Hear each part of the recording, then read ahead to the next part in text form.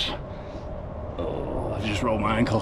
Hello, good morning, and welcome to another video, and welcome to Ibiza, somewhere I have never been before. So like I've done on the past in the channel, whenever I arrive at a new destination, I like to explore as much of it as I possibly can on foot by hitting an impromptu ultra and bring you lot along for the ride. So we're in the northeast corner of the island in Portinax, running all the way down to the southwest corner to a location that I've forgotten the name of. You're going to be joining me for what is going to be about 55k through the middle and north coast of the island.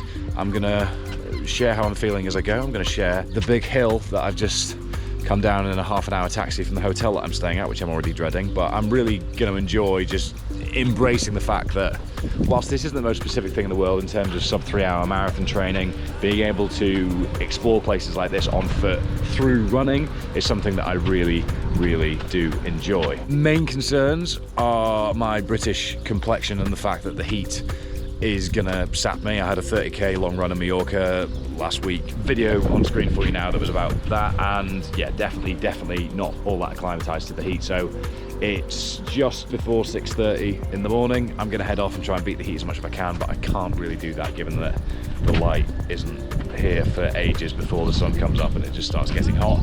But it is a little bit windier and a little bit cloudier this morning, so fingers crossed I can get ahead of it. So I'm gonna get route sorted here, get a live tracking link sent over to Erin so she knows that I haven't been hit by a car and killed, and then head off and bring you along for the ride. And we're off, starting with a pretty punchy climb to begin with.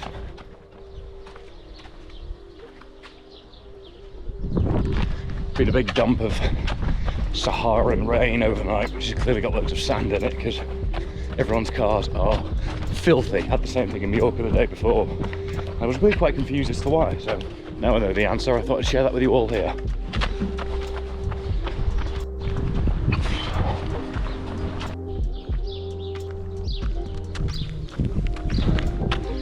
Already at the first hill that justifies walking up it rather than running. Ultra running 101. Anyway, plan for today, no real pace prescription, just stay aerobic, enjoy it, film as I go, stop to get the drone up if I see any nice little cafes along the way. No pressure to keep going, I can swing by, maybe have a croissant or two, who knows. So that's pretty much the brief. Enjoy the island, document the process, run the flats / minor hills, walk the uphills, attack the downhills. That's the brief. I don't know if you can see that very punchy hill to start with, but that's what I'm dealing with first of all. It just started raining as well, which is already quite refreshing. And ground's very slippy in these shoes, which means that walking / running the road feels even more unsafe than it already did, but at least it's early morning. It looks likely that I'm probably going to walk this first steep climb because I've got another 200 meters over less than a mile to go, and they'll be able to settle into a nice rhythm. Oh, just as I come to a flat bit. Okay, so in terms of fuel, I've got about 120 grams of carbs in my 2 litres of fluids with about 2,000 milligrams of sodium in there as well. I've got chews just here, I've got gels just here, I've got some bananas in my bag, and then I've mapped out the sort of little towns where I can get some resupplies at spas or coffee shops, etc. Not sure on what their opening times are because there wasn't a huge amount of information, but basically it should be easy enough to make sure I'm on top of things. What I really found I struggled with running in Mallorca on long distances was having something cold. So I'm gonna make sure every 15k or so I try and get something that's icy cold to course through my veins and remind me that I'm a Brit, not a Spaniard.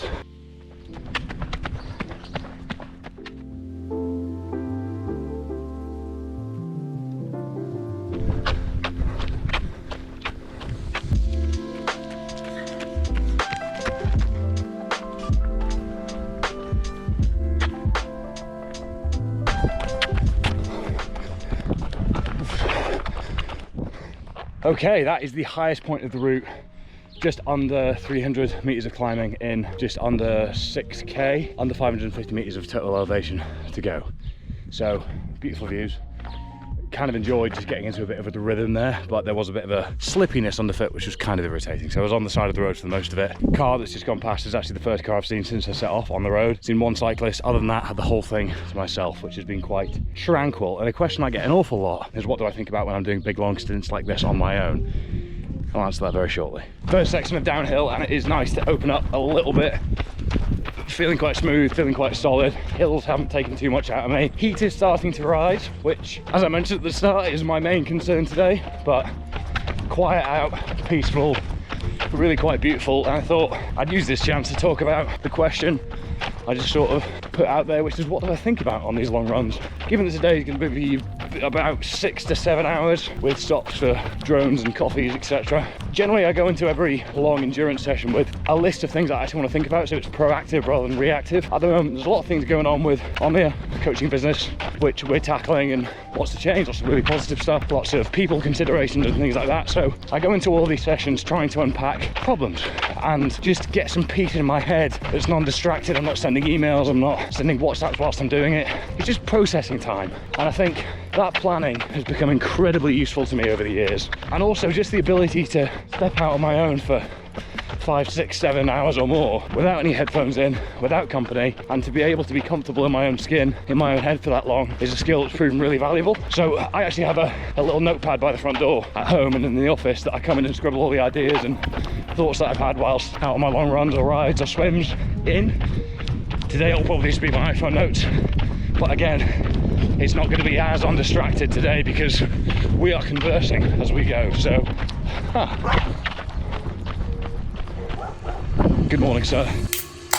I must admit, the irony of travelling to Ibiza to run across it rather than spend my days in beach clubs is not lost on me. Nor is the fact that I'm about to tell you about why I love alcohol-free beer so much. Essentially, it's to get more out of my days. See what I did there? Now, that's not to say that I didn't have a couple of beers once this long run was done, but generally speaking, I'm trying to focus on maximising my recovery, sleep quality, and general cognitive ability day to day around training, the businesses, and a house move, which is all quite stressful. So the last thing that I want to do is to add more stress by giving myself a hangover. My approach to alcohol for the past couple of years has been quite simple, and that is to keep the fridge well stocked with days so that whenever I'm feeling oh so British and need to scratch the itch after a long day, or however we like to phrase it to ourselves, I can recreate all of the ceremony of the beer, cheers my friends, cheers my family, without any of the side effects the following day. However, every once in a while, like the day after I ran across Ibiza, I will consume many, many more alcoholic beers and enjoy doing so. But I'm very calculated about when I choose to accept a hangover and very much try and avoid just the approach of habitual drinking, because that will affect my recovery,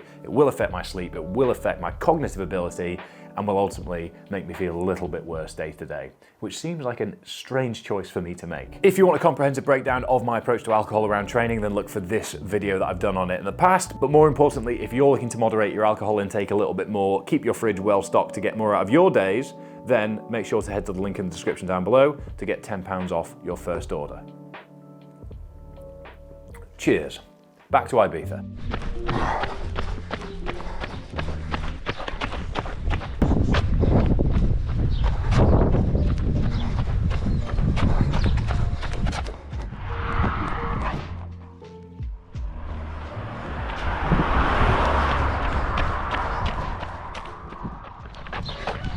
Off the road onto first trail section. The big hot yellow thing in the sky has definitely arrived. Heat is on the up, but the clouds and sort of angle of the trees and everything are in my favour at the moment, which is great. But once those clouds subside, which they're due to, my British heritage and Scottish residence is going to be a challenge. Am I left or right here? I assume I'm this way. Nope, I'm that way. Oh well.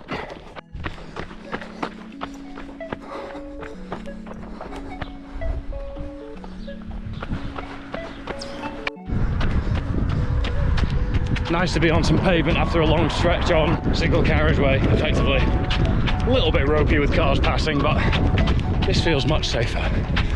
Sun is out in a nice rhythm. Just hit 10 miles in 1 hour 41 minutes, which given I've had over 420 metres of gain, I'm quite pleased with.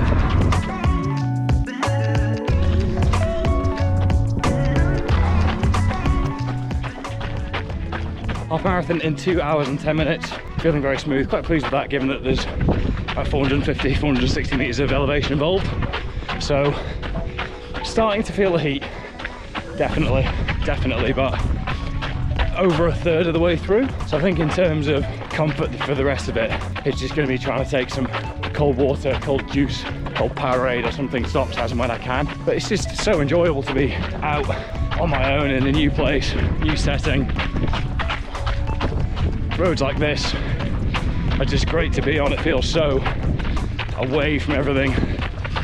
So let's keep cracking on. Over half the elevation done with under 2/3 of the distance remaining, so cruising. This place is beautiful.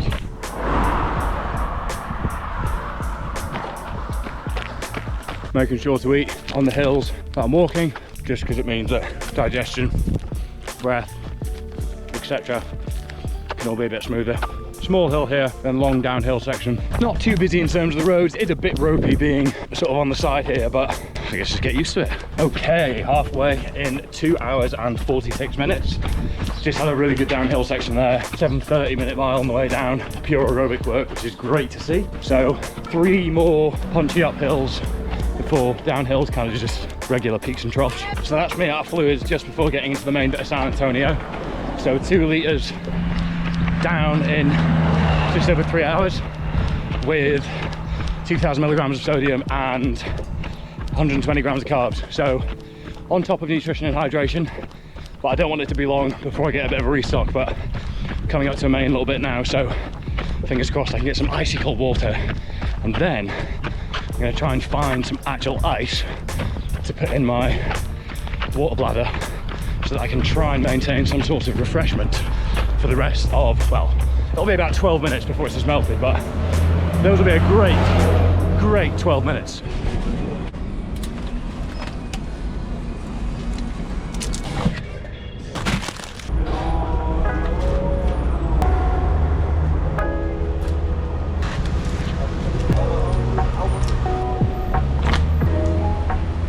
Ice cube, I'll do. Oh, I feel a lot better with some icy water over my head, some icy water in my water bladder. I'm good to go.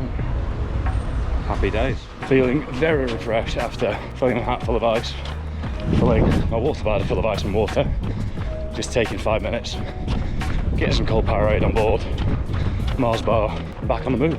Feeling very efficient and very smooth. I'm really enjoying exploring the island. Just under 20k to go.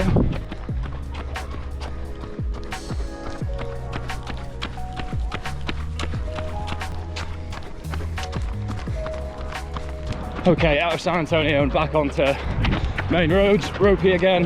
Going back to what I was saying earlier about what I'm thinking about whilst running. Everything I said earlier applies to sort of run-of-the-mill day-to-day. Oh, it's raining. Interesting. See, that was quite close. Anyway, run-of-the-mill sessions day-to-day, that's the strategy. Whereas today, because I'm in a new location, very sort of novel long-run location, I just found my mind really wandering. And that's where not having headphones in, I think, is a huge part of that. I've done a whole video on what I believe the benefits of running without headphones to be. This is somewhere on the screen for you just now.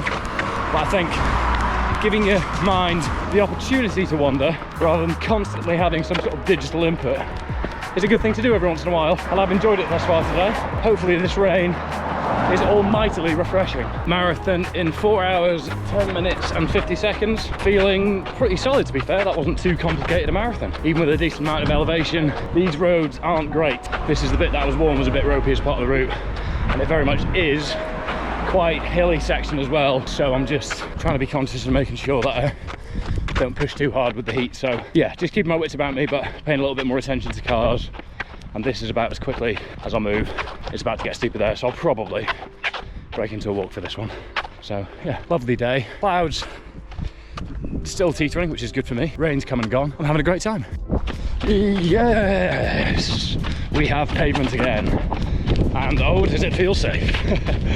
Oh, this has been entertaining. Had a few angry beeps, but mainly from bigger vehicles. Cars all seem fine. Little Vespa things all seem fine. I think it's the bigger vehicles that get pissed off that they need to slow down a bit more.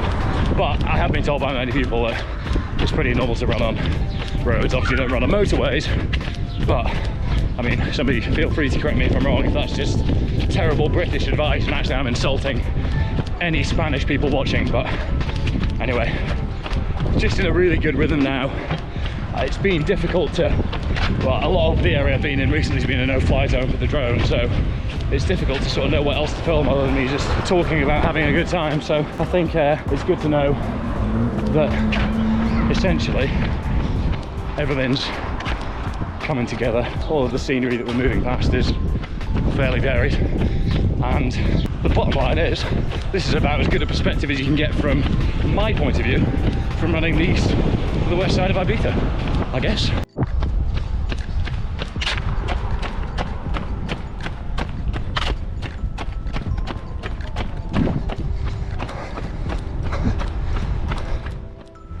And that is the west coast, so essentially nearly there.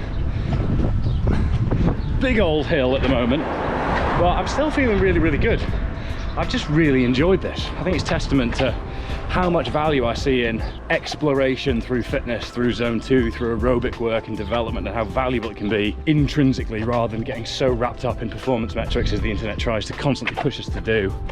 Everything's performance metric driven for me most of the time, but it's all a waste of training time and a waste of commitment if you can't go a little bit off plan to enjoy things, or to be flexible enough to utilize the ability, skills, fitness you've developed to have fun with it. As a powerlifter of 4 years who used to not play rounds of golf on a Saturday with my friends because I didn't want 10,000 steps in my legs ahead of heavy squats on a Monday, even when I've fallen out of love with powerlifting but wasn't seeing my friends very often and enjoyed playing golf, let that be a good example of what not to do, and let, I don't know, running from the east to the west coast of a Spanish island be a good example of what to do. I don't think I really tied that one together that well. Anyway, nearly at the end of this hill. Goodbye. Oh, now this is a... My phone and watch has just started giving me audio prompts. How's that happened? Was that phone or watch? Anyway, I was saying, this is a meaty old hill that I'm staring up at the moment. The area I'm in, the cliffront villas, are starting to get a little bit ridiculous, and this hill is also starting to get a little bit ridiculous, if I'm entirely honest. There is fatigue in my legs now, so see how that develops. But just hit 29 miles, and aside from this busted hill, smooth. Oh, that is some gaff. Yep, I'd say that we're in the 20 million euro plus range in this neck of the woods. Really quite switchback hairpin bend style part of the world. This would be absolutely brutal on a bike. I still don't know where these audio prompts are coming from, but thanks for the support, much appreciated.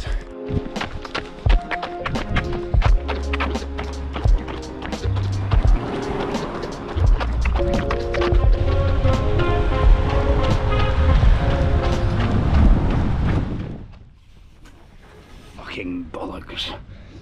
Oh, I've just rolled my ankle. There was a speed bump that had like an edge to it, so it was like mound, bump, mound at either end, and I just assumed it was sort of a consistent one, and I've rolled my ankle down the edge of it at 49.61k. So if that's not a message about recreational ultras and how the universe feels about me doing them so regularly, I don't know what is. 5 hours, 5 elapsed. I'm gonna give this a couple of minutes to just let this pain settle. Nothing snapped, just pretty bloody sore for the time being. You know when you're winded or you get kneed or something, and it's just you need a moment. Nope, this is pretty sore. So I'm gonna walk it into 50k and call it there. I am on the west coast, so job is effectively done. I'll just be 3 or 4k shorter than the original planned stop point, just because I know there are a few taxis around that point, so it was planned that way. I'm gonna hit 50k, get myself some cold beverages, and then call it there, because yeah, just putting, yeah, that's not ideal. Well, I'm glad it happened then, but I hope that's not going to be a lingering issue, because I've got a lot of running to do, you know, in relation to the whole trying to run a sub 3 hour marathon thing. Okay, as has become tradition over here in España, a Fanta Limon at the end of pretty much half, covered it in sand. Is that still?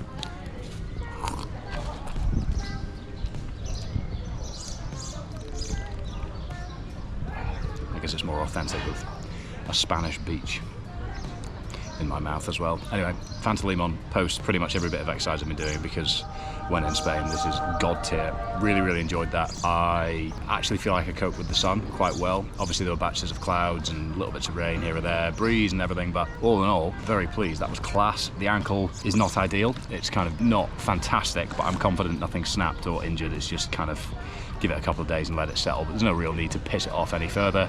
I've gone east coast to west coast over here on the island of Ibiza and had a great time in doing so. So I don't really think there's much more to add. I also am strangely, as I often do when a little bit dehydrated, craving chocolate milk, so I've got that. And if you are wondering, Fergus, you absolute lunatic, why are you having a fizzy beverage and chocolate milk in a hot country after a long run? I would agree with you, but that's where my brain has taken me, and that's thus how I shall act. If you have any questions, do please drop them in the comments down below. Make sure that you've liked the video and that you have hit subscribe. And I do recommend that if anyone is feeling bold and they're over here and they're looking to do something. Oh my goodness. A kitten. How adorable. If they're looking to do something that's challenging, that was good fun. About 790, 800 meters elevation or so. Data's been on the screen this whole time, I hope. And probably not something I'll do again. One and done. Finished one town over. I'm in Valleda. I'll put on the screen where I am right now, but I was meant to finish in Carbo, and I'm definitely needing some carbos right now. So East Coast to West Coast. I'm probably going to have a beer this evening. First one in a while. An interesting way to spend my first day out here, but I think we can all expect nothing less at this point. This is where my brain takes me. Anyway, thank you very much for watching, and see you next time. As I'm waiting for a taxi, I've actually just gone back to the scene of the crime. So I've gone. My demonstration actually hurt a little bit, but you can see what I've done there. Anyway, taxi en route. No idea how long it's going to take. Need to work on my Spanish.